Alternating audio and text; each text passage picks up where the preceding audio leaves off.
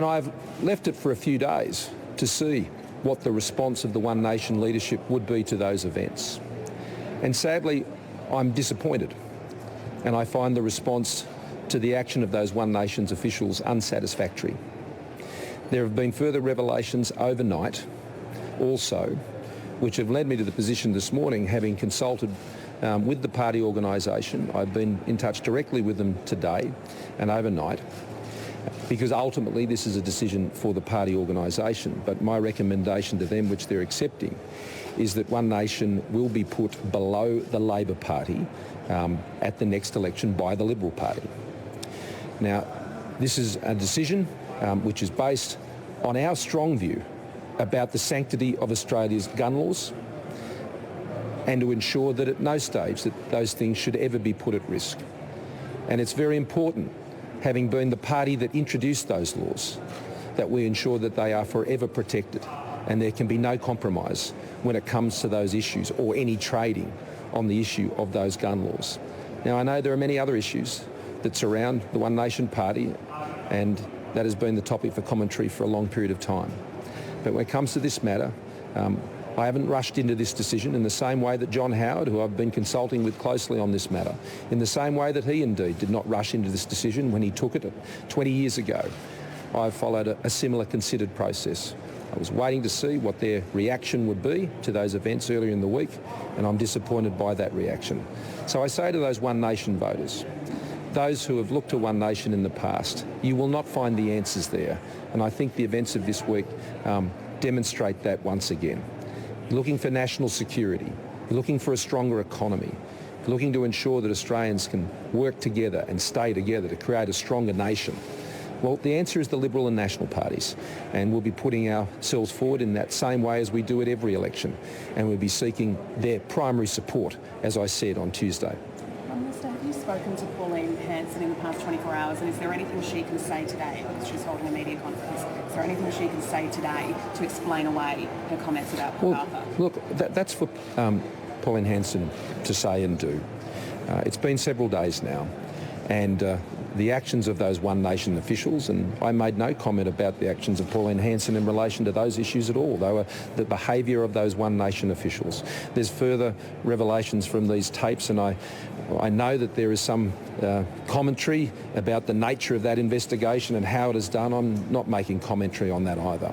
But the comments, particularly last night, and the linkages to Port Arthur, I'm sure all Australians would be shocked about. I was shocked by them, and these gun laws have kept Australia safe for 20 years and have led the world. And it's one of the Liberal Party's most proud achievements, together with the National Party. And when it comes to this issue, we cannot allow it to be compromised or sliced away. That's not something we can have. So below Labor but not below the Greens? Well, if the Labor Party wants to create some equivalence between the Labor Party and the Greens and suggest that they're somehow the same political movement, I'll let them explain that.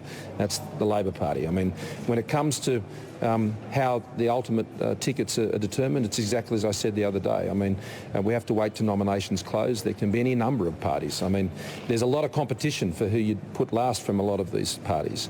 And frankly, I've always found the Greens to be a real serious danger to Australia. I mean, the Greens have opposed us on almost every element of national security legislation we have put into this parliament. They have actively worked against the safety of Australians. So I don't think there's any comfort in the Greens' position either. But if the Labor Party want to draw an equivalence between the Greens and Labor on dealing with this issue, well, they can. And I think the people of Australia should know. If Bill Shorten thinks Labor and the Greens are the same, well, tell them, Bill. So the Greens more of a danger than a party that seems to believe that Port Arthur was a conspiracy? All I'm saying is there are a lot of parties who have a lot of extreme positions, and I'm not going to equate the Greens with one of the mainstream parties in this country, which is the Labor Party, the Liberal Party and the National Party. So I think we've made our position very clear on that. Two One Nation officials, one of them's a senator. Can and should Parliament bring to light? Well, I know the Senate will be looking at a number of measures when they regather next week to deal not only with those issues but also also issues relating to Senator Anning, and I'll leave that to my Senate colleagues to deal with those issues there in the Senate.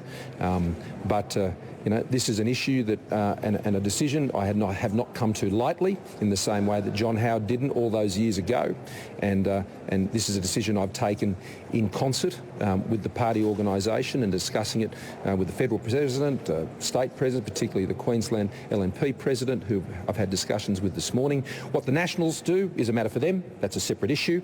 I'm speaking for the Liberal Party. Thank you very much. On the Liberal voter consideration at all in some marginal seats where one nation preferences do matter? My primary focus is always to keep Australians safe.